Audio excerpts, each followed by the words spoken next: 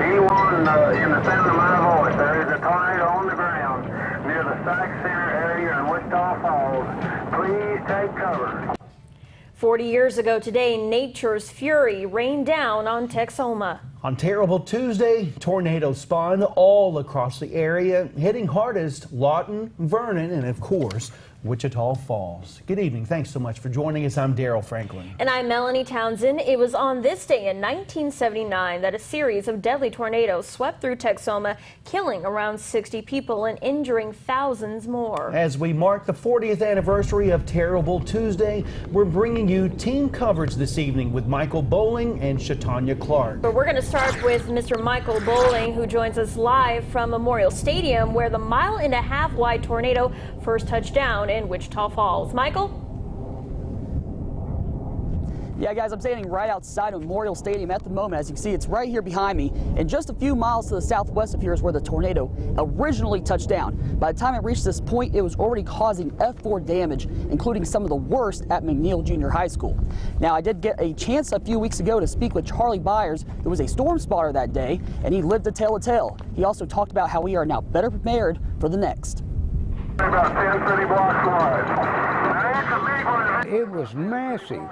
It was so big, and I had never seen anything like that. I'd seen tornadoes, but Still on the ground. not anything as big as that was. And of course, it was very devastating. After the storm passed, the deadly tornado caused nearly $500 million worth of damage and left Wichita Falls unrecognizable. There were no landmarks. You couldn't find your way because there was nothing in the area that you were familiar with. It was all piles of lumber, destroyed homes, buildings, and it was difficult to try to navigate through the city. 45 lives were lost as a result of the tornado, and another 20,000 were left homeless.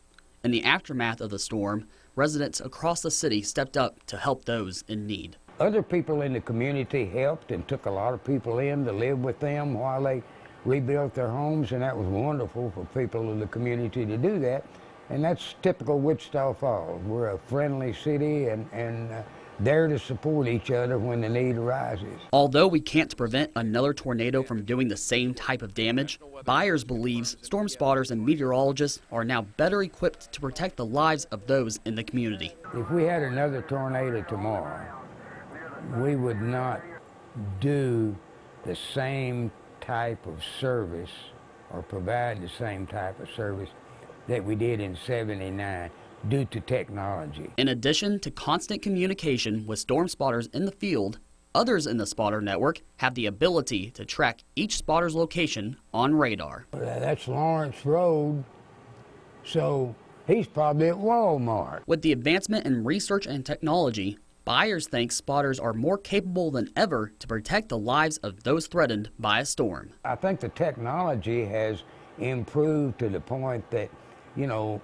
if people will pay attention to what they're being told, then they're going to be safe. But if they don't, they could be in trouble.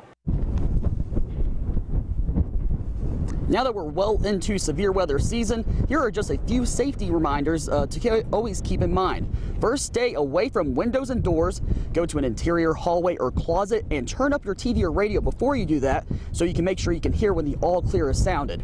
Now, if you're in an apartment building, you definitely want to get to the lowest floor of the building and go to an interior room on that lowest floor. And if you're in a mobile home, go ahead and abandon the mobile home. Try to find a safe shelter in place, and this goes for vehicles too. If you're out in a vehicle, try to find a low-lying ditch and cover your head and lay down flat in that low-lying ditch, so that way that's going to be more safe than being inside a vehicle or a mobile home. So for more tips, though, you can go over to Texomashomepage.com. Okay, Michael, thank you so much. And by any measure, what happened here 40 years ago today was devastation almost beyond comprehension. Now, at least 13 tornadoes tore through Texoma that day, soon to be labeled the Red River tornado outbreak. The first hit Vernon at 3:50 p.m., killing 10 people and injuring 165 others. The Wichita Falls tornado killed 45 people. Tornadoes also hit Seymour and Warwick, and 3 lost their lives in Lawton. one in Granfield. And the Wichita Falls tornado alone caused $400 million in damage, which would be about $1.78 billion today. This is the 10th most costliest U.S. tornado since 1950. And for the entire region that was in the path of all of these storms, around $500 million in damage was reported. Time may have healed most of the physical wounds for the survivors of the devastating storms that day, but the memories of the painful experiences, they are still fresh on their minds. So Shatanya Clark joins us live from a Terrible Tuesday monument after speaking to survivors. Shatanya? Melanie, this monument in Wood Memorial Park lists the names of 45 victims, including 3 who died of heart attacks following the storm. It also serves as a reminder for what this area went through. And today I spoke with those who lived through the tragedy. One woman, just 27 years old, on April 10th, 1979. The new mom had an 8-month-old baby she had to think about too. She says that afternoon she went to a shelter in her neighbor's storm cellars. All the houses being hit by that tornado around, it was awful. I'm just lucky we survived. I also had the chance to speak with Jim Russell, who many at home may know as Big Jim on KLUR. He lived in an apartment built of stone back in 1979, so he says he took cover under his car. Once he noticed he was safe, he remembers going to the KLUR station to get the word out to the community.